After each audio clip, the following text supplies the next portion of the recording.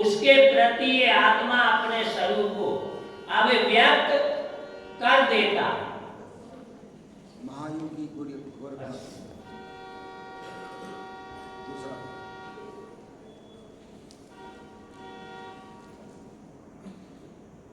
सत्संग योग भाग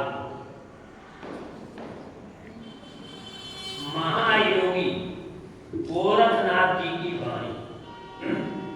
वस्ती न शून्यम शून्यम न वस्ती अगमय गोचर ऐसा गगन शिखर में बालक बोले बाका नाम धरोगे कैसा सत्य धातु का काया पिंजरा तामाए जुगत बिनु जुआ सतुर मिले तो बड़े बाबू नहीं तो परले हुआ आवे संग जाए अकेला ताथे गोरख राम रवेला काया हंस संग हुए आवा जाता जोगी किनहु न पावा जीवत जग में मुआ समान प्राण पुरुष कत किया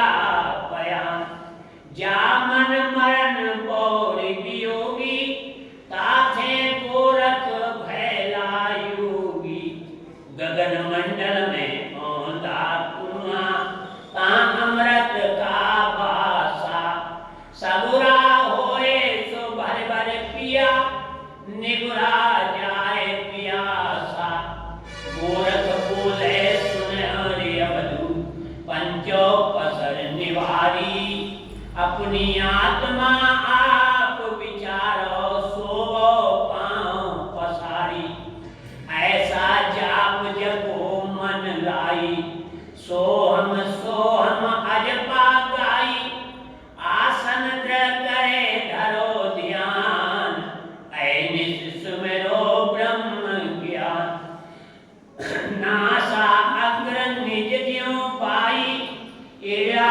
पिंगला मध्य समाई सहस्र की सो जाप अनहद उपजे आपया बंकनाल में उगे सूर रोम रोम धुनि बाजे दूर उलटे कमल सहस्र जलवास ब्रह्म गुफा में ज्योति प्रकाश खाए भी मरिए अनखाए भी मरिए गोरख कै पूता संयमी करिए दाए न खाएवा भूखे न मरिवा ऐनिस लेवा ब्रह्म अग्नि का भेवन हटना करिवा परे न रहिवा यूं बोला गोरख देवम कै चलिवा पंथा कै शिवा कंथा कै धरिवा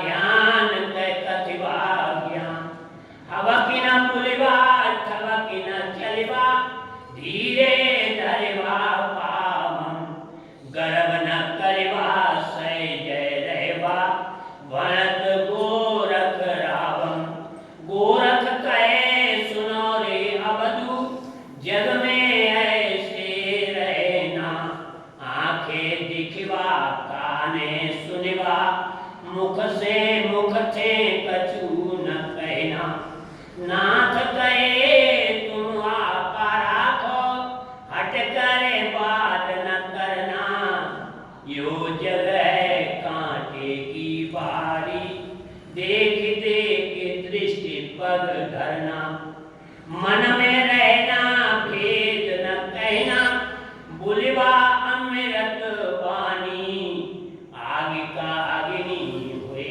बा अवधू आपन हुए बा पानी प्रेम से बोलिए श्री सतगुरु संतवाणी एक संतवाणी गोरखनाथ की याद में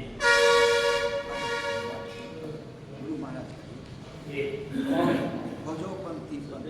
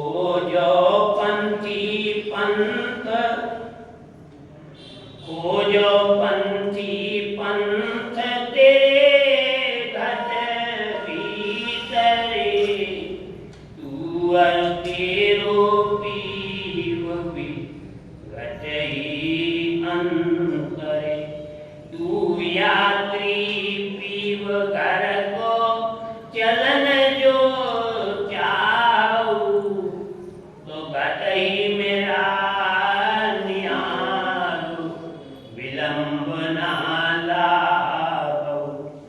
कि मेरे प्रकाश वो शब्द निशब्द की कोठरी, चारों कुठरियां आए अंतर्गत कोठरी।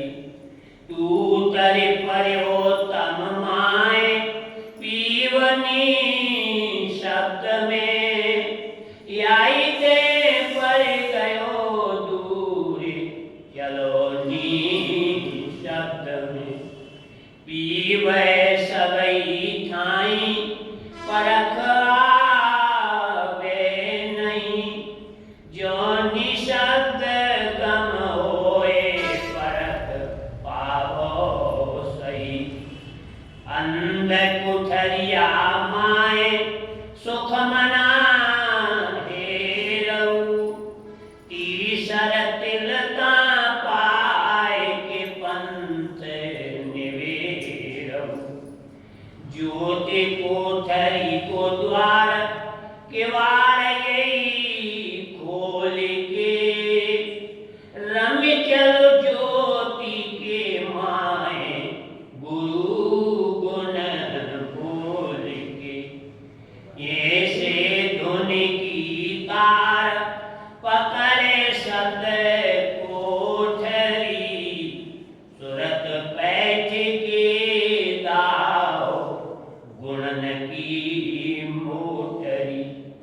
निरशब्दी धुन पाए निशब्द में गम करो, तैवा पीव को पाए सगुना गुण परिहरो। देवी साहब की शिक्षा मंगल ये है, इन पद में के अर्पित धन मन दे है। देवी साहब की शिक्षा मंगल ये है, इन पद में के अर्पित धन मन दे है। खोजो पंथी पंथ तेरे घट भीतरे, तुअर तेरो पीवहि घटई पंथ। प्रेम से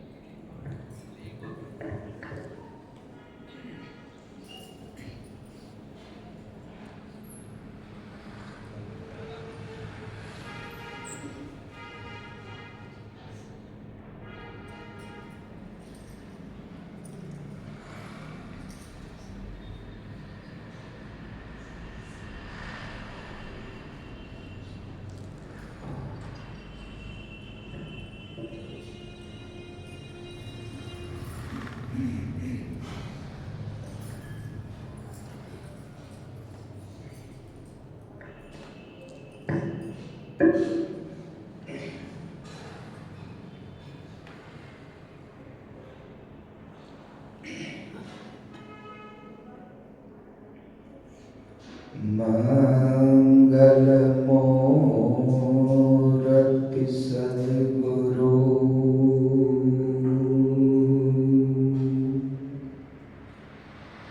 मिलवै सर्वोद्धार।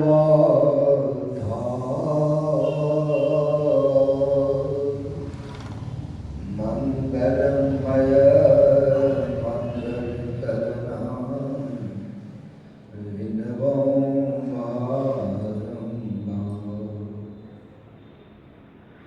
ज्ञान उदध्यरु ज्ञान घना,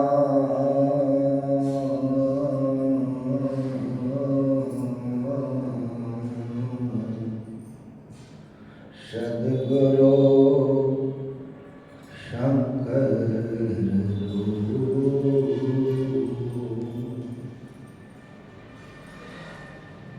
नमो नमो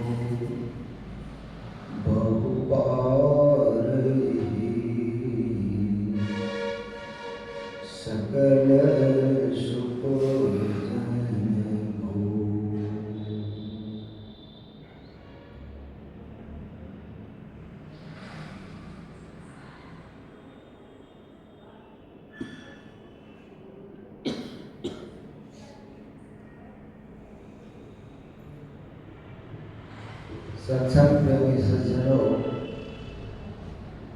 भक्तिमती माताओं बहनों, वेद में हमने सुना कि जगत प्रसव करता ईश्वर से प्रार्थना की गई है कि आप ऐसे विद्वानों को उत्पन्न करें जो ज्योति और शब्द का उपदेश देकर ब्रह्म की प्राप्ति में सहयोग करें। तो जगत इस संसार को कहते हैं और जगत प्रकृति है और जगत दो प्रकृति है, अपरा जड़ और परा चेतन। अपरा जड़ के चार विभाग हैं, स्थूल, सूक्ष्म, कारण और महाकारण। और केवल में एक है, इसीलिए वो केवल है, नहीं कहता है केवल मतलब एक। और केवल शब्द का विशेषण है कैवल्य, तो इसको जगत कहते हैं। और जगत प्रसव करता है, प्रसव का मतलब ये उत्पन्न करना होता है, नहीं, गर्भ से जो उत्पन्न हो उसको प्रसव कहते हैं, इस क्रिया को।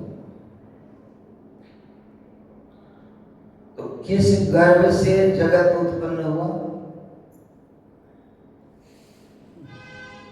किस गर्भ से?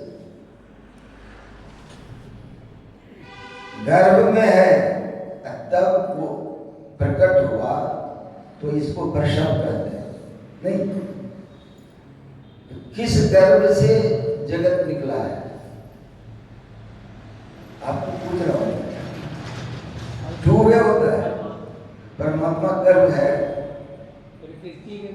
नहीं बहस में बहुत बात नहीं है हिरण्य गर्भ सो खर्व जासो जो है सांतन पार में। हो गई बात, ज्यादा नहीं करना है। गुरु महाराज को सब कुछ बना के नोट बना के कहना गाइड है, अपना कुछ दिमाग नहीं लगाना है। हिरण्य गर्भ खर्व, जो उत्पन्न हुआ वो खर्व है, जो अंदर है वह हिरण्य गर्भ है।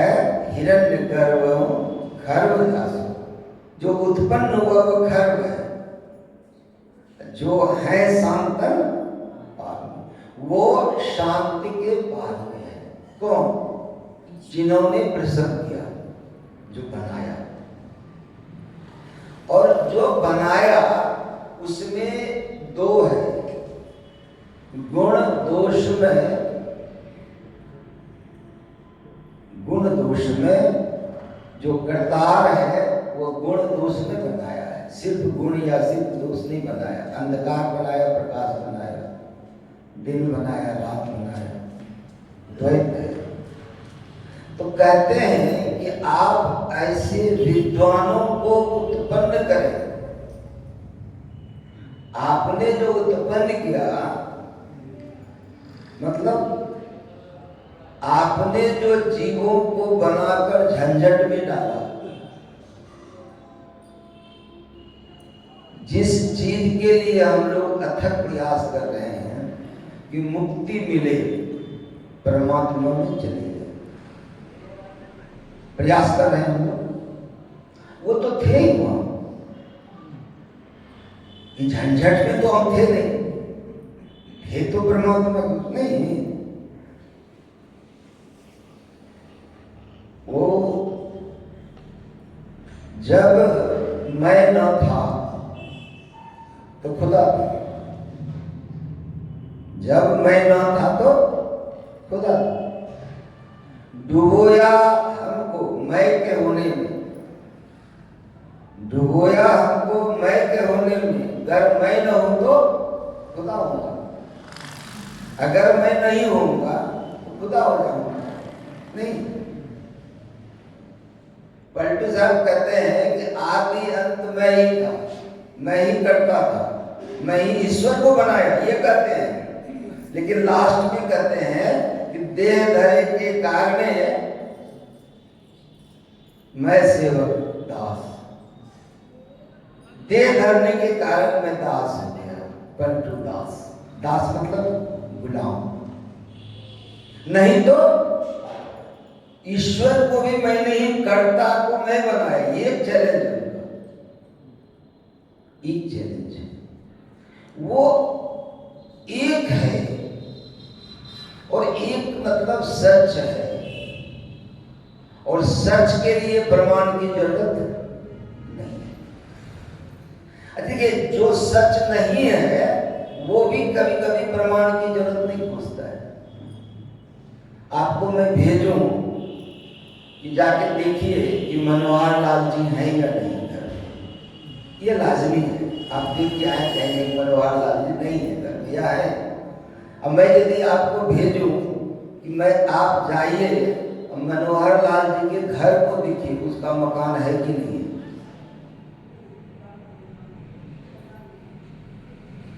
लग रहा है कि ये सही बात है घर जो कि टूट जाएगा। बनारस के राजा काशी नरेश वामदेव जी महाराज, उन्होंने घर बनाया, महल बनाया, सारा काशी देखने के लिए आया, खोल दिया, देखो कितना अच्छा घर है। सारे लोग उनको देख करके बहुत बड़ाई किया। उनके मन में हुआ कि काशी में सब बड़ाई किया, लेकिन संत बड़ाई नहीं किया तो काम नहीं चलेगा। बड़े सम्मान से उनकी पत्नी दीक्षित थी कबीर साहब से, तो कबीर साहब को बुलाया, अपने से दिखाया।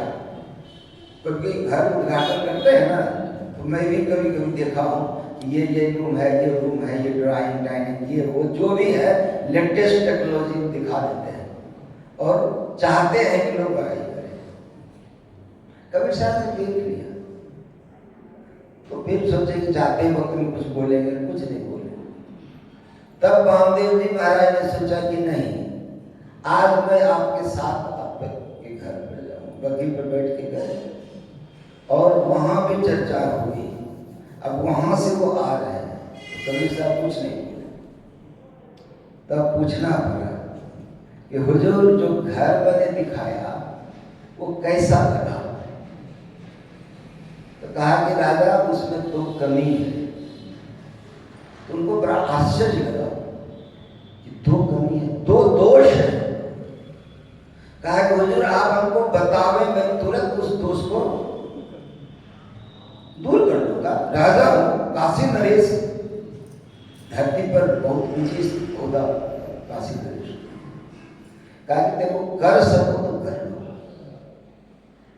कहा दो दोष है नहीं। आजकल लोग घर बनाते हैं तो वास्तु दोष का निवारण करते हैं, नहीं। वो कहा कि दो दोष है घर में। एक कि इस घर में रहने वाला मर जाएगा,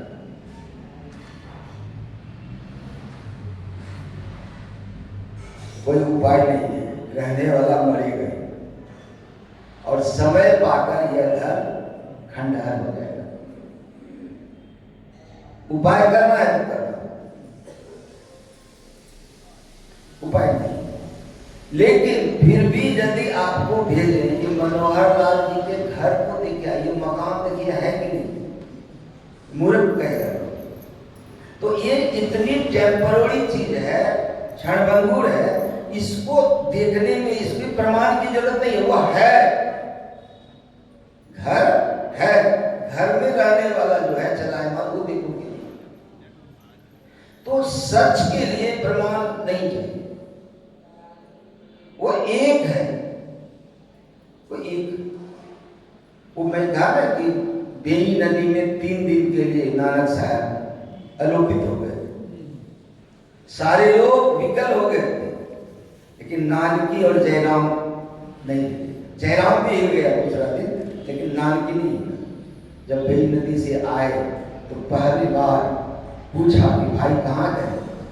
कहा सचखंड गया। कुछ बताओ? का एक ओंकार सतनाम कर्ता पुरुष निर्भव निर्भय अकाल मूर्त अजोनि सैभम गुरु प्रसाद।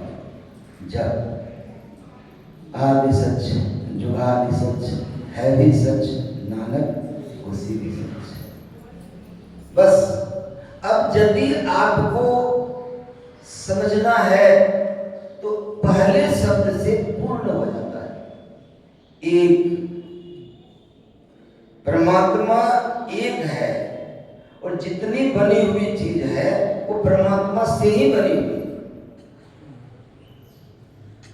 ज्ञान है कि सब में एक परमात्मा है, ये योग करके ज्ञान है। लेकिन विज्ञान कहता है कि परमात्मा के सिवा और कुछ नहीं है। जैसे चीनी की चाशनी की मिठाई बनती है, उसमें अलग अलग आकार होता है, कुछ लेकिन है सब में चीनी की चाशनी। एक चीज से बना है, एक। अगर नहीं समझे तो ओंकार, उससे जो ओंकार आया है वो एक है एक। चेतन सिंधु अदोष वही, वो एक है। अगर नहीं समझे तो पकड़ो किसको? ओंकार। क्यों? स्फोट वही है, उद्गीत वही है, ओम वही है, वही परमात्मा से मिला है। सार शब्द ही नाम मिला है और नहीं कोई, और नहीं। अगर तुम एक नहीं समझ पाए तो ओंकार को पकड़ो। अब यहां तक भी यदि तीक्ष्ण बुद्धि नहीं है तब सतनाम, वो सतनाम है। अभी भी नहीं समझे, कर्ता पुरख जो भी है वही करता है। तुम लाख उपाय कर लो, बहुत करो, सर पटको, होगा वही जो करता करे, कर्ता पुरख। और यदि उनके ओर जा रहे हो तो उनका गुण है निर्भय और अकाल मूर्ति। उस अकाल मूर्ति को अभी हम लोग अपने स्तुति में कहाँ पाते हैं? आप पाठ करते हैं तो बहुत दिन से पाठ किए, आप तो बहुत कुछ जानते हैं। उस अकाल मूर्ति को हम लोग कहाँ पर पढ़ते हैं? ईश्वर का स्वरूप का करते हैं, ईष्ट स्तुति। उसमें अकाल मूर्ति कहाँ पर है आपको बताना होगा। आप हंस रहे हैं। अकाल मूर्ति पाठ तो पढ़ते हैं लेकिन गौर नहीं करते। स्पीड ब्रेकर नहीं है, सीधा हाईवे खोल लेने चले जाते हैं। नहीं, ये नहीं है। नहीं, ये देखिए, अकाल मूर्ति अजोनि सैभम, ये तो वहां है गुरु नानक साहब ने। अपना भी सारे संतों का मत एक है। सारे, यही तो हम लोग को सिद्ध करना है मन से। सारे संतों का मत एक है। अगर बाहरी बातों को छोड़ा जाए तब, नहीं तो बाहरी बातों को पकड़ा जाए, झंझट है, बखेरा है, टेंशन है बाहरी बातों, आंतरिक बातों में नहीं। तो ये जो है अकाल मूर्ति बता देता है, सब कर्म काल के हो गया। अकाल, सब कर्म काल के पार, काल के पार। और काल वो अकाल मूर्त है, काल के अंदर नहीं। अजोनी, वो किसी जोनी में नहीं है, वो किसी 84 लाख जोनी में किसी में नहीं है, वो जन्म नहीं लेता है। स्वयं, वो स्वयं है, स्वयं वो है, वो जन्म नहीं लेता है। अजन्म, अगोचर, अनादि, अनंत वही है और सच वही है। लेकिन पता कैसे लगता है? मिलेगा किसे? गुरु प्रसाद, गुरु की देहस्था सर्व विद्या, देहस्था सर्व देवता, देहस्था सर्व तीर्थानि, गुरु वाक्य, गुरु की वाक्य से मिलेगा, वरना नहीं मिलेगा। एकमात्र सच, आदि सच वही है, और बाकी सब झूठ है, बाकी सब झूठ है। प्रपंच है, माया है, वो बनेगा, ठहरेगा और समाप्त हो जाएगा। एकमात्र सच वही है, आदि सच। जुगों जुगों के बाद भी वही सच रहेगा, जुगादि सच है भी सच, नानक होसी भी सच। तो एक सच है, और सच के लिए प्रमाण की जरूरत नहीं है, उसको प्रूव करने की जरूरत तो है ही है। आप पढ़िए गुरु महाराज के प्रवचन में, सत्संग सुधा सागर में, परमात्मा है ही, समझे ना। वो बेंगलोर में एक बार मेरा हो रहा था प्रवचन, तो एक बड़े विद्वान आदमी थे, जमन करके टीज करने के लिए नहीं होता है कि परमात्मा जो साधु को थोड़ा उसमें घूरे दें, थोड़ा उनको टनकाएं, कुछ उससे बात निकालें, कुछ बहस करें, नहीं होता है, तभी नहीं आ जाता है, कुछ बहस करें। तो क्वेश्चन सेशन था, यहाँ तो नहीं होता है, मैं जहाँ भी जाता हूँ तो सत्संग के बाद आधा एक घंटा लगता है, कभी कभी 2-3 घंटा लग जाता है क्वेश्चन सेशन में। आपके प्रश्न को मैं सुनता हूँ, लिखित मेरे पास आते हैं, और फिर एक एक करके जो प्रश्न मिलते हैं 2-4 उसको एक बार बता देता हूँ। तो उन्होंने प्रश्न किया था कि Swami ji, I don't believe in God, मैं ईश्वर को नहीं मानता। तो मैंने कहा कि it doesn't object God, nothing is there. मैंने कहा कि ठीक है, तुम परमात्मा को न मानो, इससे परमात्मा को कोई फर्क नहीं पड़ता है, इससे कोई फर्क नहीं पड़ता है। और परमात्मा तुम्हारे प्रमाण पत्र पर आधारित नहीं है, वो परमात्मा तुम्हारे प्रमाण पत्र पर आधारित नहीं है, तुम्हारे प्रमाण पत्र की उनको जरूरत भी नहीं है। हाँ, तो उनको फर्क नहीं पड़ेगा, उनको नहीं मानने से तुमको बड़ा भारी फर्क पड़ेगा, उनको नहीं मानने से तुमको बहुत भारी फर्क पड़ेगा। अब तुम सोचो, डजंट मेक एनी डिफरेंस, परमात्मा को कोई फर्क नहीं पड़ता है, कोई मानो या नहीं मानो। मैंने कहा कि ये देखो सूरज है, हाँ तुम नहीं मानो, सूरज को क्या फर्क पड़ेगा, है वो परमात्मा है, होसी सच, वो होगा भी सच, है भी सच। तो सच को प्रमाण की जरूरत नहीं है। तो अब करना क्या है, हम लोग का 2 भाग है, ये जो शरीर है 2 भाग है, अभी स्थूल शरीर है और अभी ये तीसरा सेशन है, 2 सेशन हो चुका है। और उस दिन शाम में भी आधा सेशन हुआ था, 2.5 सेशन हो गया, नहीं 2.5 अक्षर प्रेम का पढ़े पंडित हो गए, तो अब 2.5 हो गया, ये 30 थोड़ा चल रहा है।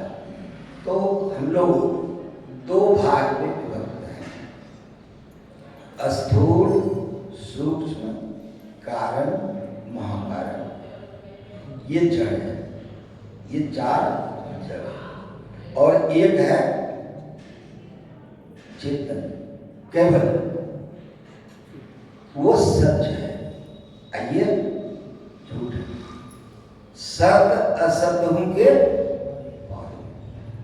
ये बड़ा यहाँ पर आप गौर नहीं करते हैं, लेकिन वो कह रहा है वहां कि आदि सच जुगादि सच है भी सच, नानक होसी भी सच।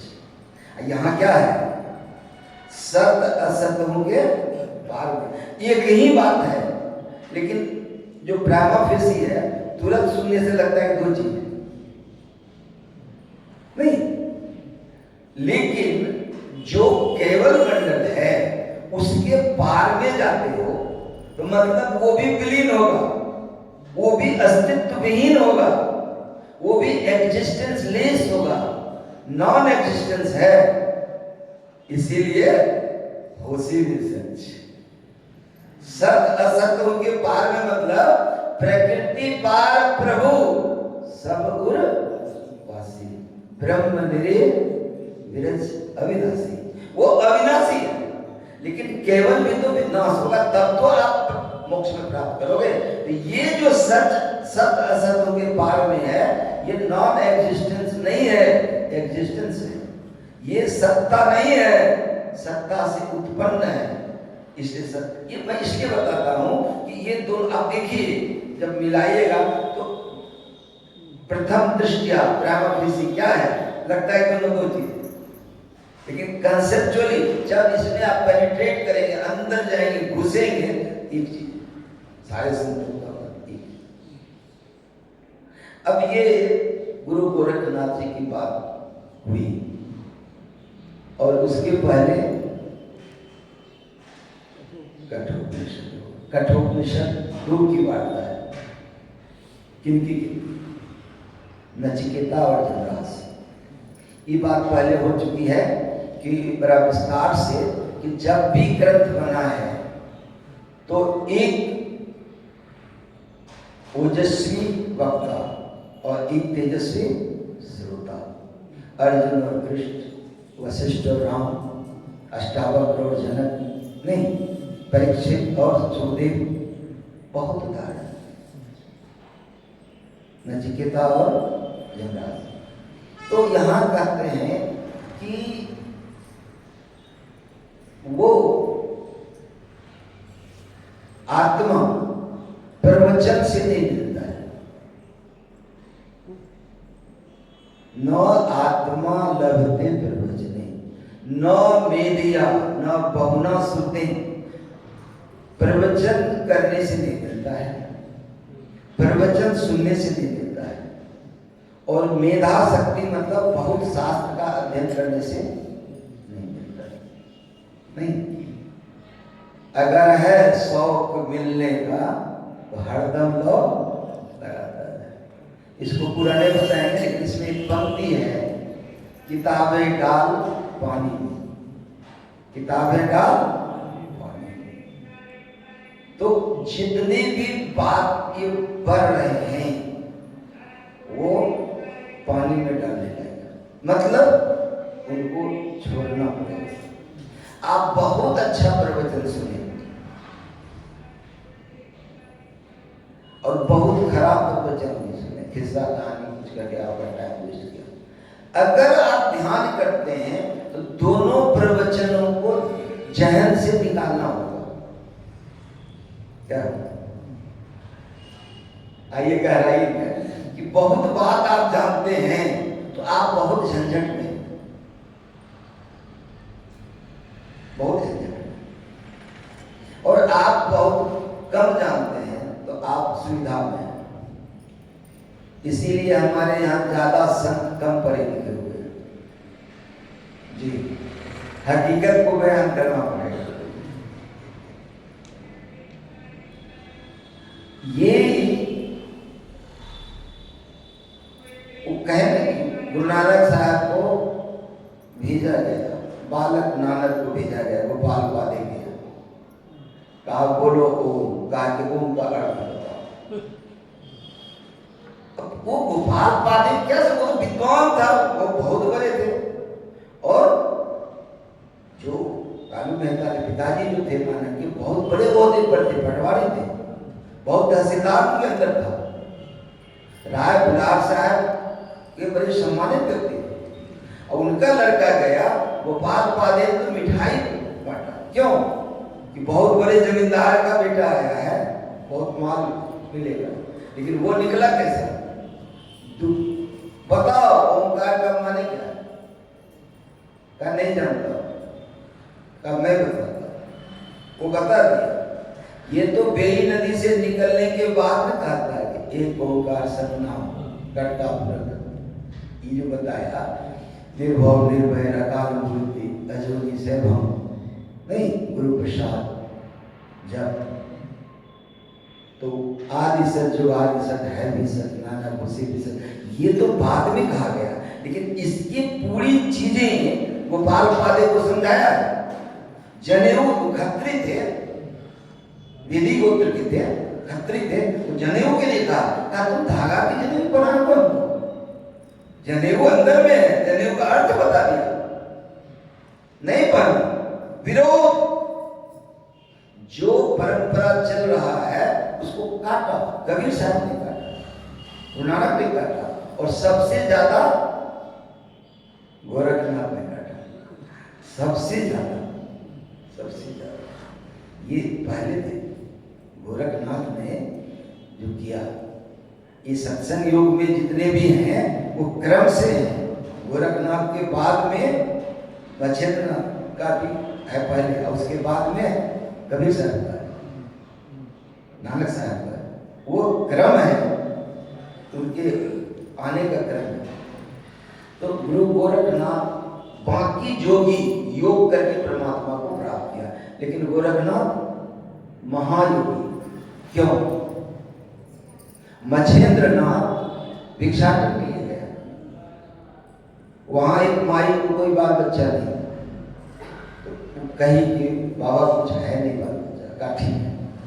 झोली से एक पुड़िया भस्म निकाला, एक चुटकी भस्म पुड़िया में बांध के दिया, इसको खा लो बेटा।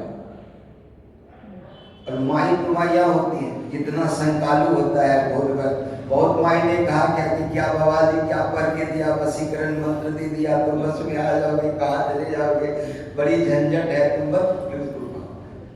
अब वो डर गई, है ना, जो डर गया सो मर गया, उसमें बचा नहीं कुछ, पुड़िया ली और फेंक दी, गोबर जहाँ फेंक दिया।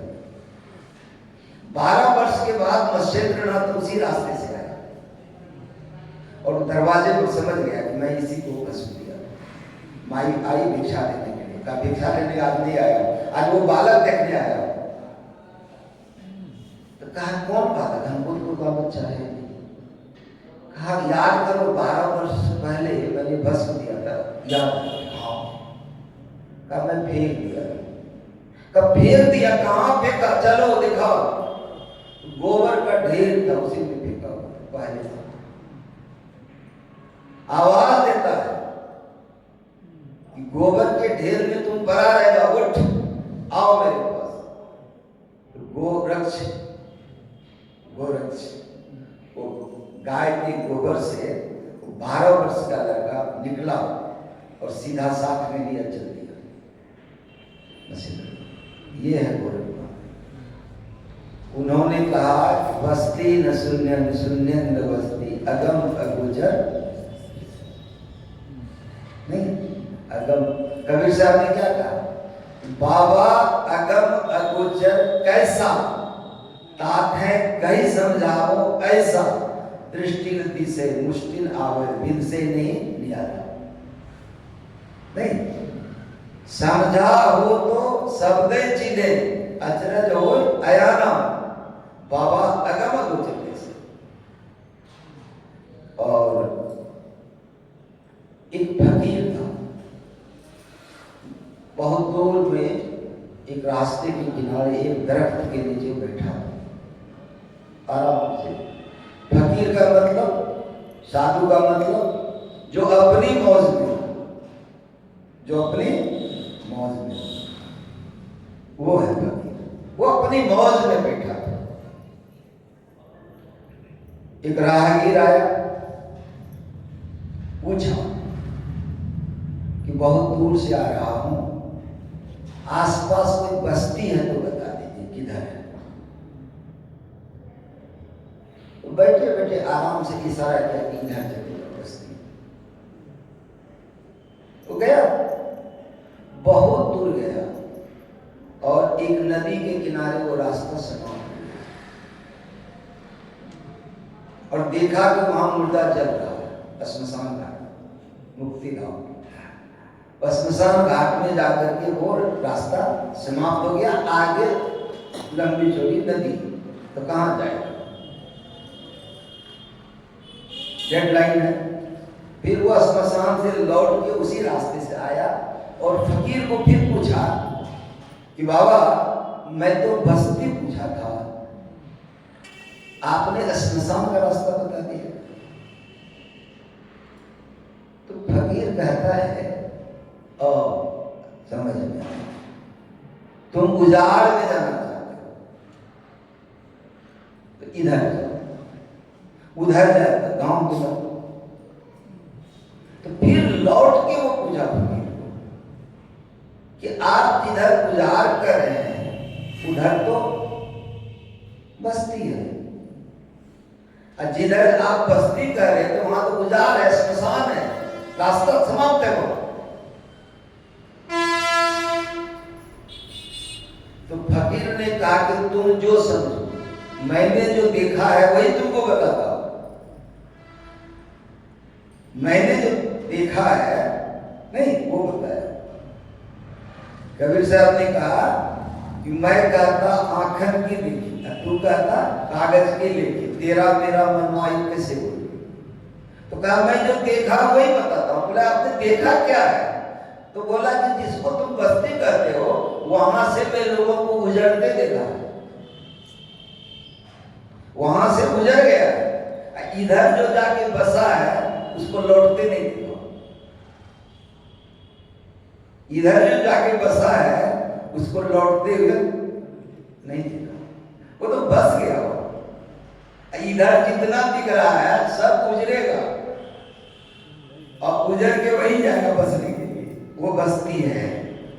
ये बुझाव है, बस्ती न शून्य, शून्य न बस्ती। बस्ती मतलब भरा हुआ, शून्य मतलब खाली। तो वो परमात्मा न भरा हुआ है न खाली। बस्ती न शून्य, शून्य न बस्ती, अगम अगोचर ऐसा। गगन शिखर में बालक बोले वाका नाव धरोगे कैसे। गगन शिखर में जब मन का सिमटाव होता है, चारों तरफ से मन सिमटते हुए कहां आता है?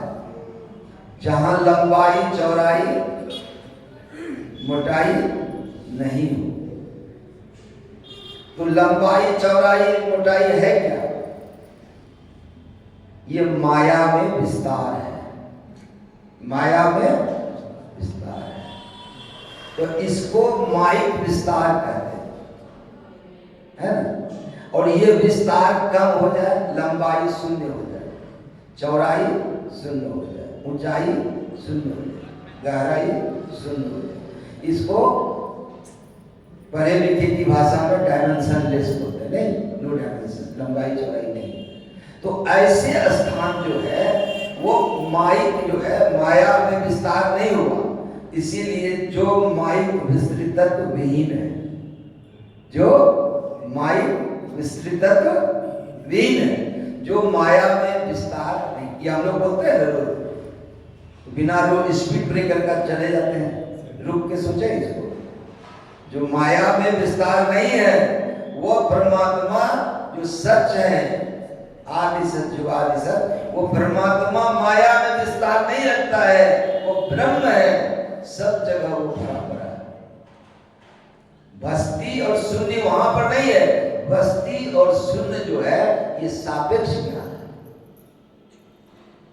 बस्ती और शून्य सापेक्ष ज्ञान है, और परमात्मा निरपेक्ष है, सापेक्षता के पार में। अब समझ में आ रहा है क्या कहते हैं हम लोग सवेरे सवेरे? परमात्मा के बारे में कहते हैं ना, सापेक्षता के पार में, सापेक्ष नहीं। जैसे कि एक सुसुम पानी है और एक ठंडा पानी है, तो इस ठंडे पानी के लिए ये पानी गर्म हो गया, और सुसुम पानी के बगल में खौलता हुआ पानी है, तो उस पानी की अपेक्षा ये ठंडा हो गया है या नहीं? जो अभी इसके लिए गर्म है वो उस गर्म के लिए ठंडा हो जाएगा। ये सापेक्ष ज्ञान, रिलेटिव नॉलेज। और वो निरपेक्ष है, परमात्मा की तुलना नहीं है किसी से, परमात्मा की तुलना नहीं है, किसी से नहीं तुल सकते।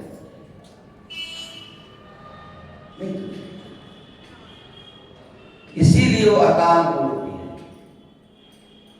सैवम स्वयं है, स्वयंभू है, अपने से बना है, किन्हीं ने नहीं बनाया, प्रसव नहीं हुआ है। वो प्रसव करता है लेकिन वो प्रसव उनका नहीं हुआ, वो निर्माण नहीं हुआ है। इसीलिए सारे ज्ञान परमात्मा में भरे हुए।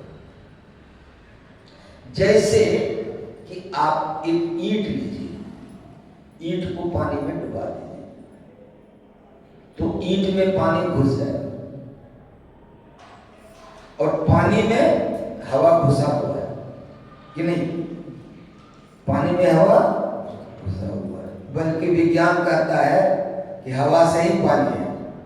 दो हाइड्रोजन एक ऑक्सीजन मिलकर H2O बनता है, H2O पानी है हवा से ही पानी। क्यों? अब ये प्रश्न होता है कि जो परमात्मा में, ये गहरी बात है, समझिए इसको, ये आपको काम देगा, टकराइएगा दूसरे भगवान से, ये ज्ञान काम देगा। अब जिसमें कोई हिलडुल नहीं, उसमें ये मौज कैसे हुआ? वहां चेतन कैसे हुआ? चेतन मतलब स्पंदन, कंपन, वाइब्रेशन, वो कैसे हो गया? वो कैसे हो गया? तो इसके उदाहरण में गुरु महाराज समझाते थे कि जैसे आकाश है, आकाश में कोई हिलडुल नहीं है। इस प्रकृति का पहला तत्व आकाश है, स्थान, आकाश। उस आकाश में कोई हिलडुल नहीं, स्पेस, उसमें कोई हिलडुल नहीं। और उसी आकाश में, उसी आकाश से हवा, हवा में हिलडुल है, कंपन है, हवा में पावर है, शक्ति है। कितनी शक्ति है? गाछ और मकान को, दरख्त को उखाड़ देता है हवा। लेकिन वो निकला किससे? शांत आकाश से निकला। और वो आकाश किससे निकला? वो आकाश किससे निकला? परमात्मा से। वो आकाश परमात्मा से निकला। तो उस आकाश में परमात्मा घुसा हुआ है। नौ शून्य, वो शून्य नहीं है, वो शून्य का शून्य है। सुंदरदास जी महाराज क्या कहते हैं? है दिल में दिलदार सही, अखियां उलट गए ताहि चितई। आग में, खाक में, बाद में आतस, जान में सुंदर जान जलेगी। नूर में तेज, नूर में नूर है नहीं, तेज में तेज, ज्योति में ज्योति मिले। क्या कहिए कहते न बने, जो कहिए कहते ही नहीं। व्योम को व्योम, अनंत अखंडित, आदि न अंत सुलभ कहा। हो परमान करे परिपूरन, द्वैत अद्वैत कछु न जाने। द्वैत अद्वैत कछु न जाने, कारण काल भेद नहीं कछु। आप में आप ही आप वहां है। सुंदर दिशत सुंदर माहे, सुसुंदरता कहीं कौन वहां है? कौन वहां? तो व्योम को व्योम, व्योम मतलब शून्य। शून्य जिस शून्य से निकला है, शून्य जिस शून्य से निकला है, कितना शून्य है? कितना शून्य है? कोई एक संतवाणी में खोजिए शून्य। दादू दयाल जी महाराज का शून्य शून्य शून्य के पारा, शून्य शून्य शून्य के पारा। तीन शून्य, अंधकार का शून्य, प्रकाश का शून्य और शब्द का शून्य। ये तीन शून्य के पार में वो है, और तीनों शून्य उन्हीं के अंदर है। तो है कहां?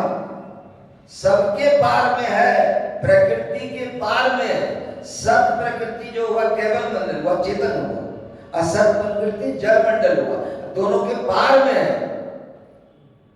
लेकिन प्रकृति पार प्रभु, प्रकृति पार प्रभु, उसके बाद क्या है? सब उर्वासी, सबके हृदय में है, अपने हृदय में है, खोजने में कितना देरी है।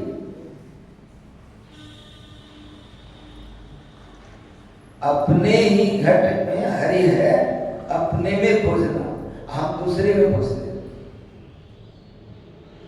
दूसरे में खोजते हैं। वो दो ठग की, एक ठग की बात आई ना कि वो ठग एक व्यापारी के पीछे लग गया, हीरा जवाहरात का व्यापारी था, उसके पास में था माल, जो समझ गया है कुछ, वो भी उसके साथ व्यापारी बन के जाने लगा। जहां पर धर्मशाला, सराय, होटल जहां ठहरता था तो दोनों एक साथ सोता था, एक साथ रहता था, दोस्ती भी हो गई। और दोनों को उन्होंने कहा कि बारी बारी से हम लोग बाथरूम जाएंगे, सामान की रक्षा करेंगे, नहीं तो पहले वही उसी को भेजता।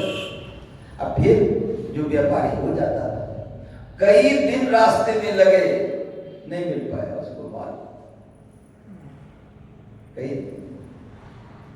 तब अंतिम में जब उन्होंने कहा कि मैं ठग हूं, कहा कि तुम अभी बताते हो, तुमसे जब मिला था उस समय ठग, समझ गया।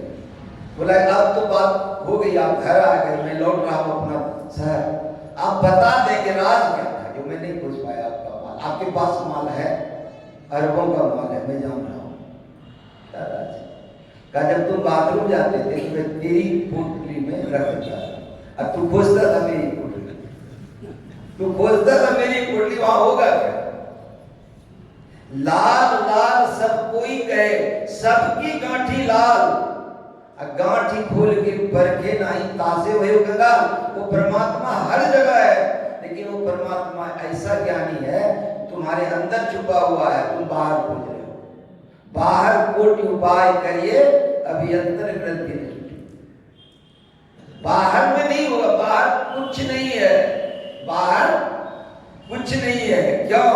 सब कुछ घर में, सब कुछ घर में, बाहर नहीं। बाहर टोले, बाहर टोले, ये सब अंदर में टोटल। जब टोटल अंदर है, सब कुछ अंदर है, तो बाहर कुछ नहीं है। सीधी सी बात है, सब कुछ अंदर है तो बाहर कुछ नहीं है। बाहर यदि खोज रहे हो तो कुछ नहीं में सब कुछ खोज रहे हो, कुछ नहीं में सब कुछ खोज रहे हो। जो माया नहीं है वही माया परेशान कर रहा है। ये झूठ है, अस्तित्व नहीं है, नॉन एग्जिस्टेंस जो माया है वो तुम्हारे को टेंशन दे रहा है, झंझट में रख रहा है, डिप्रेशन में जा रहे हैं, साइकिक हो रहे हो।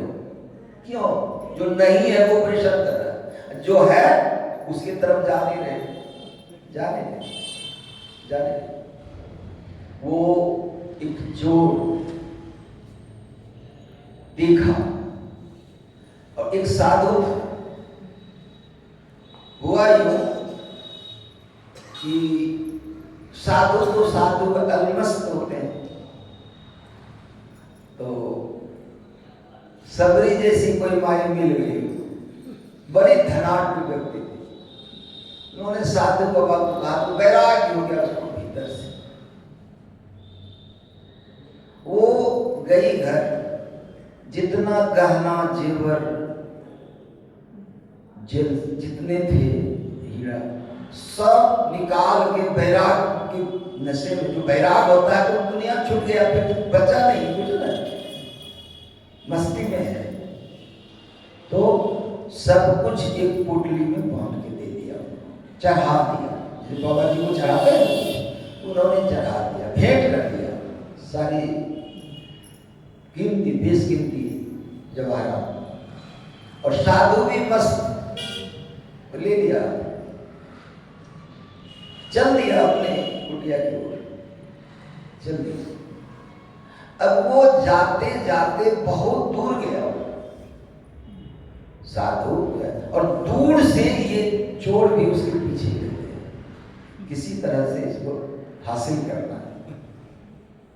बहुत दूर गया और जान के गया, बहुत दूर गया, दिन भर चला। सवेरे क्या वारदात था, ये मिला उसको सवेरे, सुबह से पहली दीक्षा और चला गया। दिन भर चला, अब दूर दूर ये छोड़ भी जा रहा है।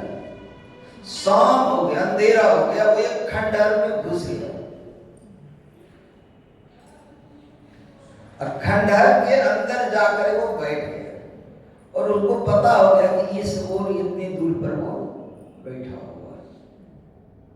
तो वहां पर जाकर के वो साधु, वो जो पुटरी छोटी सी बंधी हुई थी जवाहरात का, सोना गहना का, वो सब लेकर के इतनी जोर से फेंका, किधर, जिधर वो चोर बैठा हुआ था, जोर से फेंक दिया उसको। और वो तो लपक के ले लिया कि इसी के लिए तो दिन भर हम थके हुए, लिया लेके जाने लगा अपने शहर। बहुत खुश, आनंदित होकर जा रहा, क्या मिल गया जिसके लिए मेहनत था, मिल गया। थोड़ा ही दूर पैदल गया, थोड़ा ही दूर पैदल गया, तब सोचने लगा कि आखिर वो साधु के पास क्या है जो इसको ढेले की तरह, लोष्टवत मिट्टी के ढेले की तरह इसको फेंक दिया। तो आखिर साधु के पास कोई कीमती चीज और होगा तभी वो फेंका। कोई आदमी के पास यदि 8, 10, 15, 20 नहीं, 100 कमीज है, शर्ट है, तो एक दो फेंक देगा वो, जो पुराना हो गया, जिसका वैल्यू नहीं है, फेंक देगा नहीं। तो सोचा कि आखिर कितने बेशकीमती सामान उनके पास है। लौटा, लौट करके वो पोटली उन्हीं को फेंक दिया, कहा लोगे, कहा क्या बात, कहा कि मैं चोर हूं, कहा मुझे पता था तुम चोर, मैं आपके साथ आया, कहा ये भी पता, मैं बैठा था तभी तो मैं उधर ही फेंका।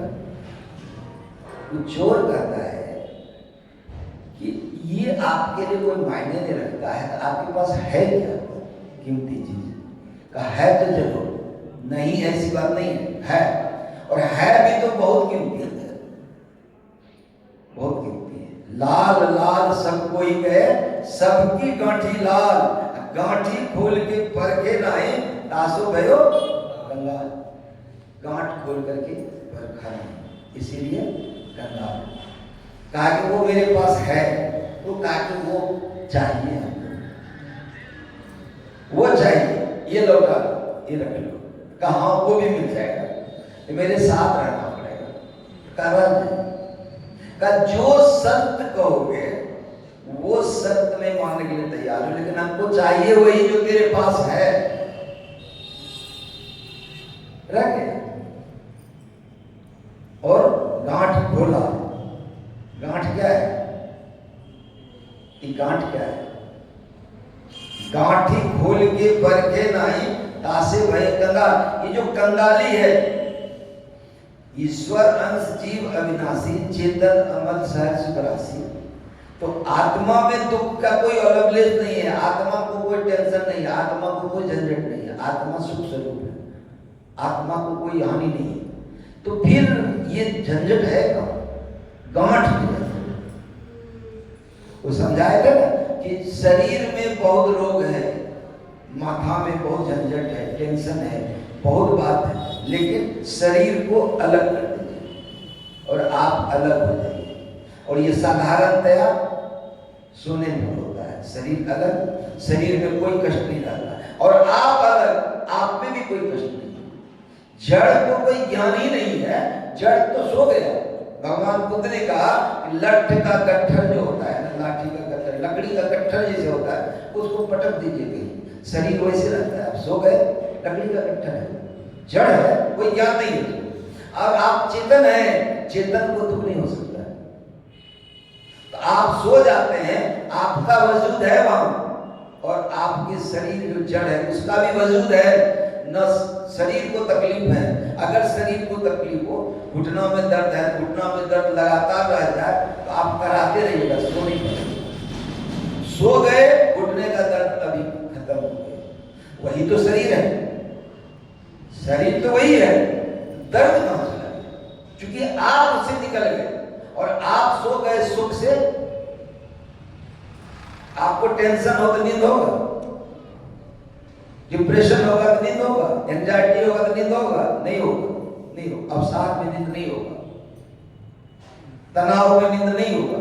अब यदि सो गए तो आप में कोई दुख नहीं है, और आप में दरअसल कोई दुख नहीं है, और शरीर में भी दुख नहीं है। झंझट कहाँ है?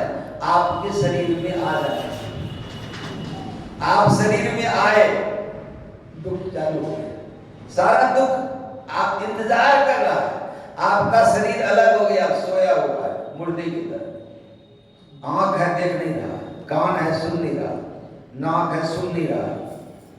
गुरु महाराज कहते थे कि अगर आप मिश्री मुंह में रख करके सो गए और सपने में नीम का पत्ता चबा रहे हैं, तो नीम के पत्ते का स्वाद प्रत्यक्ष आपको पता लगेगा, और मुंह में रखे हुए मिश्री को नहीं देख रहे हैं।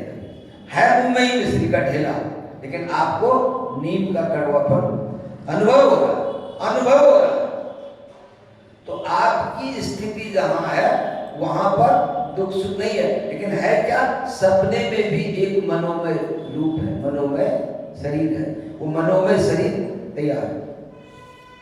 जब मनोमय शरीर नहीं होगा, गहरे नींद में आप हैं, आप हैं, आपको दुख नहीं, शरीर है। तो ये जो गांठ है, जड़ चेतन की ग्रंथि पर गई, जदपि मिशा छूटत कठिनाई, रजत सीप में भांस जमी तथा भानु करवाई। यद्यपि मिशा देवकाल में भ्रम न सके फूटार। ये भ्रम है, जबकि पानी लग रहा है कि पानी है, मृग मरीचिका है। मृग मरीचिका मतलब कि वो रेत पर, बालों पर तप करके एक लहर है, छाया दिखता है, लगता है पानी है। मृगा देखता है कि आगे पानी है, पीने गया वही पानी उतने दूर और लग रहा है, वही पानी उतने दूर और लग रहा है। उसी में वो मृगा दौड़ते दौड़ते बढ़ जाता है, और मनुष्य भी दौड़ते दौड़ते मर जाता है। पहले बचपन में उसको सिखाया गया कि पढ़ोगे तो सुख होगा, पढ़ाओ। अब सुख नहीं है पढ़ने में, अब क्या है? नौकरी चाहिए तब सुख है। अब पढ़ने में सुख नहीं है, अब नौकरी मिले तब सुख है। नौकरी मिल गया तो गाड़ी मकान चाहिए, गाड़ी मकान नौकरी तीनों चीज है। विवाह में सुख है, विवाह हो जाने के बाद बच्चे में सुख है। बच्चा हो गया तो बच्चे के पढ़ने में सुख है। बच्चा नालायक हो गया तो दुख है।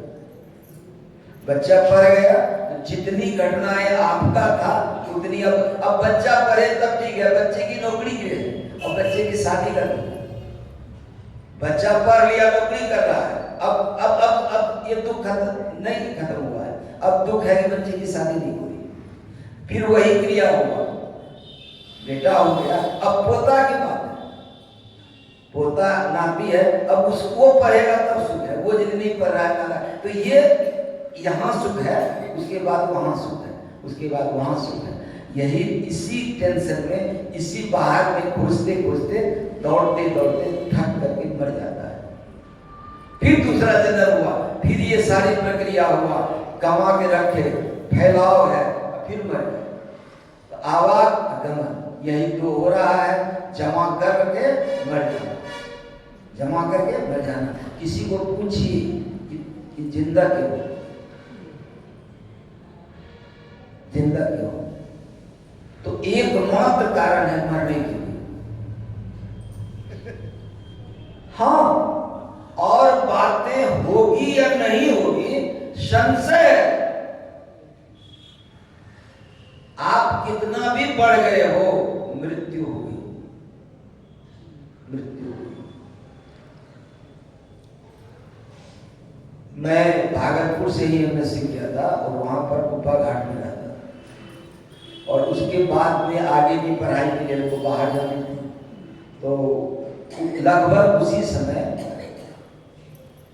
8 जून 1986 ईस्वी में गुरु महाराज शरीर छोड़ गए। मैं वहां पर था, नजर के सामने मैंने देखा कि गुरु महाराज का चिता बनाया गया और उस पर रखा गया। हम लोग गंगा जी से मिट्टी के बर्तन में पानी वगैरह लाते थे उसको बुझाने के बाद में। लेकिन सामने में जब गुरु महाराज की मुखाग्नि दी थी और गुरु महाराज का शरीर जलने लगा, उस समय ये 100% विश्वास हो गया कि जीवन का एकमात्र उद्देश्य मृत्यु है और कुछ नहीं। मरना सत्य है, मरने के लिए ही जी रहे हैं। और ये जो जमा किए वो ले जाने के लिए नहीं है, झंझट खड़ा करने के लिए, बखेरा खड़ा करने के लिए। एक साधु के यहाँ एक चोर आ गया, डकैत था वो। उसको याद हुआ कि साधु की कुटिया में कुछ है। जैसे वो आया साधु को मारने कूदने लगा कि जो है सब दे दो, का कोई बात नहीं। वो कपड़ा पहन कर निकल रहा, काटने कपड़ा बोलता था, एक लंगोटी पहन के चला गया और एक मिट्टी का थोड़ा सा ऊंचा स्थान था, वहां वो नाचने लगा। कहा कि उसके घर का सब सामान ले लिया, कुटिया का सब कुछ चला गया और वो भी नाच रहा है, कह रहा है कि अभी भी नफा में, अभी भी नफा में। चोर समझा, डकैत समझा कि ये जो मिट्टी का टीला है ना, इसी में धन काट के रखा। उसको भी कुदाली से कोड़ कोड़ के बिखेर दिया, कहीं कुछ नहीं मिला। और दूसरे जगह जाकर के फिर नाच रहा है, अभी भी नफा में, अभी भी नफा में। तो उसको चोर डकैत परेशान होता था। यदि आपका कोई एंटी हो, कोई दुश्मन हो, आप उनके प्रति बहुत कुछ कर रहे हैं, उसको बहुत फर्क नहीं पड़ेगा। यदि कोई विपरीत आपका है, कोई दुश्मन है, वैसे होता नहीं है, मानना पड़ता है। यदि है तो उनको परास्त करने के लिए आप बहुत उपाय कीजिए, बहुत बदमाश बुलाइए, बहुत मारपीट कीजिए, उसका बहुत कुछ ले लीजिए, बहुत कुछ दे दीजिए, तो झंझट बढ़ता चला जाएगा, झंझट बढ़ता चला जाएगा। कुछ मत कीजिए, आपके सामने से वो गुजरे तो आप एक बार मुस्कुरा दीजिए, उसको जीना मुश्किल हो जाएगा। ये भी सूत्र बताता हूं। इस मंच पे दोनों बात है, दोनों बात। संसार में भी जीना, वो भी मैनेजमेंट है, और अंतर का मैनेजमेंट, अंदर बाहर कोई विधि भाई नहीं। धर्म कथा बाहर सत्संगा, अंदर सत्संग ध्यान अभंगा नहीं। वो कबीर साहब ने कहा, दोनों थाल बराबर पर से जीवे मुनि और ज्ञानी। किस भजन में आप बोलिए? कबीर साहब। आप ही को मैं पूछता हूं, क्योंकि यहां जब से आया हूं, आप सुबह सुबह जितना पाठ किए या की है, संतवाणी भी आप निकाल लेते हैं तुरंत। इसीलिए मैं आपको बता रहा हूं, तो पहली बार आया है, इसीलिए आपको पूछता हूं किस भजन में? दोनों थाल बराबर पर से जीवे, दोनों थाल बराबर पर से। ये कबीर साहब की बात है। बताइए, अब बताइए। अच्छा ठीक, मैं बताता हूँ। साधो गगन घटा गहरानी, पूरब दिशा से उठी बदरिया, रिमझिम बरसे पानी। नहीं, आपन आपन मेल समारोह बयो जाती है पानी। नहीं, दुविधा दूध झोलकर बाहर, वो नाम के धानी। नहीं, जोग जुगत से करो रखवारे, चरण जाय बिरधानी। बाली झाड़ी कुट घर लाया, सोई है कुशल किसानी। अब आपको सब याद आ रहा नहीं? 5 सखी मिल किन्न रसोईया, एक से एक सयानी। दोनों थाल बराबर पर से जीमे मुनि और ज्ञानी। नहीं, जीमे मुनि और ज्ञानी, दोनों थाल यहां से परोसा जाता है, संसार का भी ब्रह्मांड का, दोनों परोसा जाता है। इसीलिए यहां से भी बात है, संसार में है तो सभी अनुकूल नहीं होगा, विपरीत भी होगा, और इतना विपरीत होगा कि आपके जान पर आ जाएगा। आपको कुछ नहीं करना है, जब भी वो टकराए मुस्कुरा देना है, उसका जीना मुश्किल हो जाएगा। वो आपको आपका हर कुछ देख सकता है, आपकी मुस्कुराहट उसको बढ़ा और अवहेलना की, वो आपको कुछ कर रहा है, इग्नोर कर दीजिए, ठीक। आप रास्ते से सीधे देखते जाइए, वो गाली दे रहा है, अनाप बकरा, सीधे चले जाइए। भगवान बुद्ध के सामने आकर के एक व्यक्ति ने बहुत गाली दी। भगवान को शांति से सुना, कुछ नहीं बिगड़ा इनका। वो परेशान हो गया, चरणों में गिर गया, कहा कि आप बताइए कि क्या कर रहे हैं आप, मेरे बर्दाश्त से बाहर हो गया। उन्होंने बताया, तुमको कोई देने के लिए कुछ आया, कोई भेंट दिया, तुम नहीं लो, कुछ देने के लिए आया, तुम नहीं लो, वो किसका होगा? का देने वाले। तो कहा मैं बैठा हूं, तुम आकर के हमको दे रहे हो, क्या दे रहे हो? गाली। मैंने नहीं दिया, किसका होगा? किसका होगा? अब कई गुना हो गए। जो ताको कांटा बोए, ताको बोई तो फूल, ताको फूल का फूल है, वाको है तीन हो गया तुरंत। अब फिर इंद्रिया ये 3 गुना होता रहे जाए। कितनी बड़ी बात है, कितनी बड़ी बात। तो वो चोर समझ गया और उनके शरण में आकर के महात्मा बन गया। तो जड़ चेतन की ग्रंथि भर गई, यद्यपि नशा छूटत कठिनाई। जो जैन धर्म है उनमें जो संत हो जाते हैं उनको क्या कहा जाता है पता है? उसको क्या कहा जाता है? निर्ग्रंथि। क्या कहते हैं उसको? निर्ग्रंथि, यही कहा जाता है। उसकी पदवी निर्ग्रंथि है। निर्ग्रंथि मतलब ग्रंथि नहीं है, गांठ नहीं है, मतलब गांठ खुल गया, गांठ खुल गया। जड़ और चेतन को अलग कर दिया, जड़ और चेतन को अलग कर दिया। तो जैसे यहां समझाया गया, भूमि परा जैसे ढाबर पानी, भूमि परा जैसे ढाबर पानी। परमात्मा से हम लोग जब निकले थे, शुद्ध परमात्मा की तरफ थे, चेतन सच थे, परमात्मा ही थे, कम नहीं। तो जैसे निकले उसके बाद चेतन में आ गए, हम चेतन आत्मा हो गए, वो परमात्मा हो गया। चेतन आत्मा से महाकारण में आ गए, कारण में आ गए, सूक्ष्म में आ गए और स्थूल में आ गए।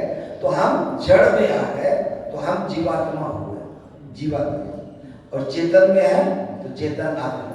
जो जड़ चेतन किसी में नहीं है वो परमात्मा, लेकिन विशेषण आत्मा का ही है, मूलतः आत्मा का है। नहीं, पहले लोग सिर्फ घी बोलते थे, अब क्या बोलते हैं? शुद्ध घी।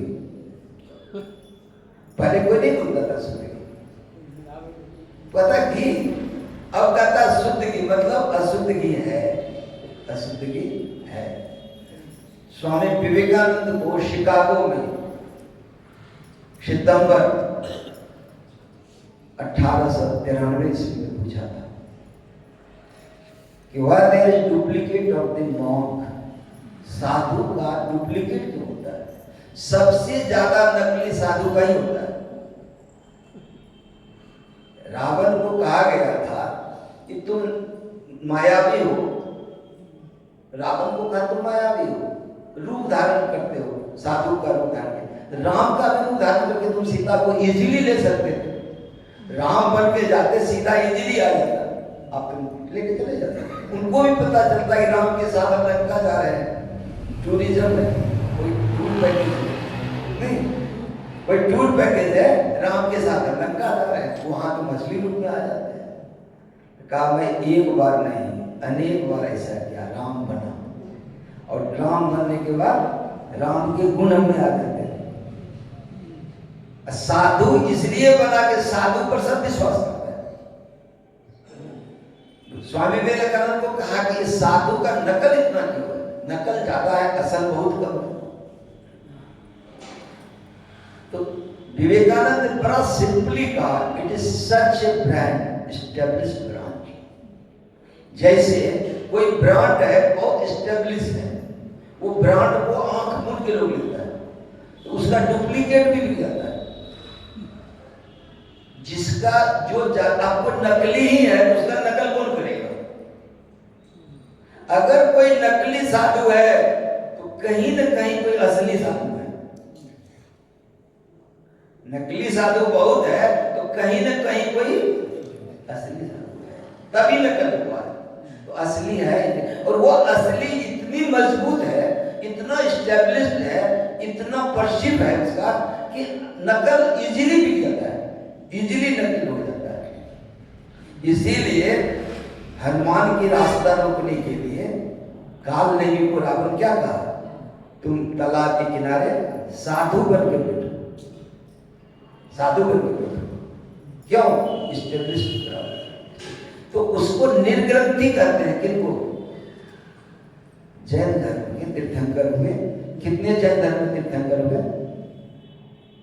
हाँ, सोच रहे 24 तीर्थंकर हुए। तीर्थंकर 24 होते हैं, निर्ग्रंथि 24 होते हैं। और बुद्ध कितना होता है? 28 बुद्ध होता है। 28 बार जब सतयुग, त्रेता, द्वापर और कलयुग घूमता है, तो फिर वो जब बुद्ध का होने का समय होता है तो 28 बार ऐसा होता है। जिस तरह से गुरु 10 है, 10 गुरु गोविंद सिंह, ये 10 गुरु ही होते हैं। कई युग बीतते हैं। ये पूरी रचना जो है वो चतुर्युगी जो है, एक के बाद दूसरा होता है, मनवंतर होता है, उधर नहीं जाना चाहूंगा। तो ये रिपीटेशन होता है। परमात्मा की मौज से ये कर्ता पुरुष जो है वही करता है, सबको रिपीट करता है, सबको बार बार करता है। हम लोग भी कई बार इसी तरह की बात है। निर्ग्रंथि, वो ग्रंथि को हम लोगों को काटना है। कैसे होगा? सप्त धातु का काया पिंजरा तामे जुगत बिन सोवा, सतगुरु मिले तो उभरे बाबू, नहीं तो पर ले हुआ। यही पाठ का तुमने सुना नहीं? सप्त धातु का काया पिंजरा, ये जो शरीर है इस पिंजरे में हम लोग बंद हैं, कैद हैं। हम लोग कैद खाने में हैं। और ये जो माया का जो है वो कैदी को नचाने वाला पुलिस है। जेल खाना में हम लोग हैं तो वो पुलिस है। माया जो कहेगा वही हम लोग करेंगे, हमारे ऊपर वो शासन करता है। लेकिन उससे निकलना है तो जो माया को कंट्रोल करता है उसके अधीन होना पड़ेगा। कर्ता पुरुष वही करता है, माया उन्हीं की, तो उनके शरण में जाओ। सप्त धातु का काया पिंजरा, ये देखिए संत हैं, ये आयुर्वेद पढ़े हैं कहीं क्या? नहीं पढ़े, लेकिन 7 धातु जानते हैं। आप जब खाते हैं कुछ भी, उसका पहले रस बनता है, रस के बाद रक्त बनता है, रक्त के बाद मांस बनता है, मांस के बाद मेद बनता है, मेद के बाद अस्थि बनता है, अस्थि के बाद बीज बनता है। ये 7 धातु है। और ये 7 तो मैनेज होता है। तो आपके शरीर का कहना है कि शरीर में बहुत रोग है, तो ओरिजिनल कंपनी में आप भेज देंगे। ओरिजिनल कंपनी, ये प्रकृति से बना है, ये प्रकृति से बना है, और आप परमात्मा से बने। आप जो है वो बात हुई थी ना रात में ही, खाता शरीर है, आप कहते मैं खाए, पहनता शरीर है, आप कहते मैं पहन, सजाते अपने चेहरे को है, कहते मैं सज गए। अरे आप नहीं सजे हो। जैसे कार पे आप बैठे हो, डीजल या पेट्रोल कार खाता है, क्या खाते हो? आप तो रेस्टोरेंट में जाकर के मेनू देख करके कह देते हो कि नहीं हमको बिरयानी चाहिए, पुलाव चाहिए, मटर पनीर चाहिए, मशरूम चाहिए। हाँ कि नहीं? वो कार खाएगा नहीं। इसीलिए आपके शरीर का भोजन अलग है, आपका भोजन अलग है। शरीर का भोजन वह चीज है जिससे कि बना है शरीर, और ये शरीर कंट्रोल करता, सेल्फ कंट्रोल है इसका। जैसे कि आप खाए और किसी कारण से आपका जो रस है वो कच्चा रह गया, कच्चा रह गया, विकार पैदा हो गया, तो शरीर ऑटोमेटिक है। शरीर किसने बनाया? परमात्मा ने बनाया। बड़ी महीन है। बहुत इंटेलिजेंट लोगों को सेलेक्ट किया जाता है कंपटीशन से, तब वो 5 साल 10 साल पढ़ता है, शरीर के बारे में वो पूरा नहीं जानता है, उसका विभाग अलग है। कोई नेफ्रोलॉजी पढ़ा है तो कोई कार्डियोलॉजी पढ़ा है, कोई न्यूरोलॉजी पढ़ा है, लेकिन सब नहीं जानता है। अब बताइए, अब परमात्मा ने सब ऑटोमेटिक कर दिया। जैसे शरीर में रस कच्चा है तो पूरा शरीर गर्म हो जाता है, वो रस को पकाने के लिए, रस को पकाने के लिए पूरा शरीर गर्म हो जाएगा। जहां जहां रस गया माथा से लेकर पैर तक गर्म हो जाएगा, मतलब बुखार आ गया। हम लोग क्या करते हैं, पैरासीटामोल खा लेते हैं, बुखार तुरंत उतर जाता है। वो कच्चा रस जहां जहां जाके फंसता है वहां वहां फिर प्रॉब्लम करता है। फिर कुछ दवाई खाते हैं, एनाल्जेसिक खाते हैं, एनाल्जेसिक होकर के फिर कुछ और रोग बनाता है। लेकिन यदि पहले जमाने में मैं अपने दादाओं को देखा है, जो पहले का जनरेशन था, उनको बुखार आ गया बस खाना छोड़ दिया, खाना छोड़ गया तो कई दिन के बाद वो बुखार अपने रस को पका करके भाग गया और उसके लिए आउटपुट फैक्ट्री में जो निकलता है वेस्ट प्रोडक्ट पित्त बन गया। कई दिन बुखार होने के बाद पीला पीला पित्त कुछ डकार से निकाल दिया, स्वस्थ हो गया। हम पैरासीटामोल खा करके गर्म नहीं होने देते, जल्दी तैयार हो जाते हैं और झंझट में ज्यादा बीमारी। तो ये सात धातु जो बनता है ये ऑटोमेटिक प्लांट है। जैसे कि क्रूड ऑयल आया तो उसमें पहले कुछ और बन गया, फिर प्लास्टिक बन गया, उसके बाद डीजल बन गया, उसके बाद पेट्रोल बन गया, उसके बाद हवाई जहाज के लिए पेट्रोल बना है नहीं, मर्सिडीज के लिए अलग बना नहीं, रॉयल रॉस के लिए अलग बना, एम्बेसडर और फिएट तो अब नहीं है, बाकी कई कंपनियों का अलग है, एक तेल लगता है। तो सब अलग अलग हो गया, सब सेपरेट हो गया। उसी तरह से यहाँ भी ऑटोमेटिक प्लांट, ये शरीर क्रिया विज्ञान है। लेकिन ध्यान जो करता है, ध्यान आत्मा का भोजन है, शरीर का भोजन प्रकृति से है, क्योंकि शरीर प्रकृति में बना है और आत्मा परमात्मा से बना है। आत्मा का भोजन परमात्मा है, इसीलिए आत्मा का भोजन ध्यान है। ध्यान में परमात्मा उतरता है उसके अंदर में, जितना ध्यान किया उतना परमात्मा उतरा और पूरा परमात्मा उतर गया तो महर्षि में ही हो गया। पूरा परमात्मा उतर गया गुरु नानक देव जी हो गए, पूरा परमात्मा उतर गया तो रामकृष्ण परमहंस हो गया, पूरा परमात्मा उतर गया। जैसे बताया ना कि आप बैठे हैं और बैठे हुए हैं तो या तो चल फिर रहे हैं, आंख खोल करके दुनिया में दौड़ रहे हैं, तो आप रुपया और डॉलर कमा रहे हैं नहीं, और बैंक में रख करके नॉमिनी का नाम लिख देते हैं, प्राण स्पंदन बंद हुआ, नॉमिनी का हो गया नहीं। और अंदर में बैठे हुए हैं, हाथ पर हाथ धर के बैठे हुए हैं, गोर पर गोर धर के बैठे हुए हैं और कुछ नहीं कर रहे हैं, निठल्ले बैठे हैं और अंदर में देख रहे हैं। दृष्टि जुगल कर अंगुल द्वादश पर दृढ़ ठहराई, क्या होगा, प्राण स्पंद बंद हो जाएगी, मन तजे, यहाँ भी प्राण स्पंदन बंद होगा, दरवाजा खुल जाएगा। अध्यात्म में प्राण स्पंदन बंद हो गया, दरवाजा खुल गया, आप अंदर घुस गए, अब कमाइए, अब कमाइए। तो क्या कमाई है, परमात्मा कमाई है। लेकिन शुरू में क्या हुआ, बैठे तो ये माया तंग किया और एक सेकंड के लिए अंधेरे में देख लिए। देखना मतलब दृष्टि, एक सेकंड आपने दृष्टि कमा लिया, फिर 5 मिनट बैठे 1 घंटा 5 मिनट देखे सामने, आज 5 मिनट दृष्टि कमाए। उसी तरह दृष्टि कमाते कमाते, जैसे धन कमाते कमाते धनवान, विद्या कमाते कमाते विद्वान। कोई 5वीं क्लास पढ़ ले, स्टैंडर्ड 5 पे हम विद्वान हो गए, संभव है, संभव है। उसी तरह से कोई बैठे और पूरा देख नहीं रहा, उसको अंधेरा ही दिख रहा है, तो वो हुआ दृष्टि कमाया नहीं। जब जिस तरह से विद्या कमाने से विद्वान, धन कमाने से धनवान, उसी तरह दृष्टि को कमाते जाइए, जमा होते जाएगा, जमा होते जाएगा। एक दिन इतना जमा होगा कि आप दृष्टिवान हो जाएंगे। आप खोज करो अंतर उजियारी, दृष्टिवान को देखा है, धनवान को ही रॉयल रॉस खरीदा है, धनवान को ही रॉयल रॉस खरीदा है। मर्सिडीज बेंज BMW कौन खरीदेगा, जो धनवान है, कंगाल नहीं खरीद सकता है। तो यदि हम ध्यान में दृष्टि नहीं कमा रहे तो कंगाल है। गांठ खोल के परखे नहीं तासो गयो कंगाल, और गांठ खोल दिए तो धनवान, धनवान। यही कमाई है, सप्त धातु का काया फिर रास्ता में।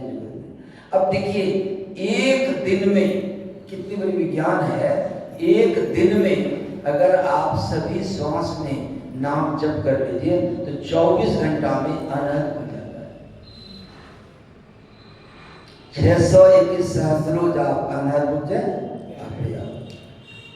एक मिनट में 72 होता है, 60 मिनट में 72 गुना 60, एक घंटा में अब गुना 24 कर दीजिए, ये होता है 21,600। ये गणित है अंदर का। गोरखनाथ स्कूल कॉलेज में नहीं पढ़ा, वो तो गोबर की ढेर से निकला था, वो लिखा है 621 सहस्रों जाप अनहद उपजे आपे आप। यदि 21,600 बार यदि लगातार जब आप कर लीजिएगा तो अनहद ध्वनि अंदर में आ जाएगी, बाजा बजने लगेगा, बाजत अनहद ढोल। तो इस तरह की बात होगी। फिर तो वही बात हो गई, घड़ी अगर देखा भोर से तो 9:30 बजने वाला है और 9 बजे तक चालू रखेंगे। और वही बात, अभी 9:30 बज गया। और ऐसे तो हरि अनंत, हरि कथा अनंता, कह सुने भोग निरंता। ये संत लोग आपस में बैठ करके उनको भूख प्यास नहीं लगता है, क्योंकि क्या है, जब आत्मा का भोजन मिलता है तो शरीर का भोजन का कोई फिक्र नहीं होता है। तो फिर संध्याकालीन 7 बजे से 7 बजे से फिर ये महफिल सजेगी और हम लोग उसमें आनंदित हो जाएंगे। नहीं, यहाँ को पिलाया जाएगा, हमें खाने में मस्ती से आएगी, ध्यान में झूमेंगे। अगर प्रेम हो गया परमात्मा से, ये संसार फीका लगेगा, और परमात्मा से प्रेम नहीं है तो संसार में रस मिलेगा। परमात्मा से प्रेम नहीं है तो संसार में रस मिलेगा, रस मिलेगा। और परमात्मा से प्रेम हो गया तो संसार में रसहीन लगेगा, उत्सक लगेगा। श्री सद्गुरु महाराज की जय।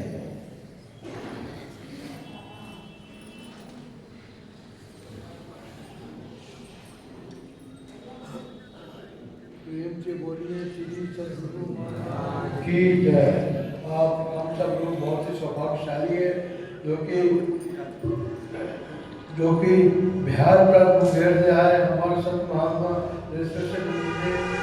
आध्यात्मिक, इन्होंने अपने शब्द आध्यात्मिक का प्रचार कर रहे हैं, संतवाद का और सभी का। तो आज का शाम की जो समय सत्संग अंदर इस समापन की ओर होगा और ठीक समय बता रहे, ठीक 7 बजे से आरम्भ होगा। आगे कुछ समय कम से कम हो, उसे समापन समारोह होगा, ठीक समय से बता रहे, सत्संग चला उठा है। श्री सद्गुरु महाराज प्रेम से बोलिए श्री सद्गुरु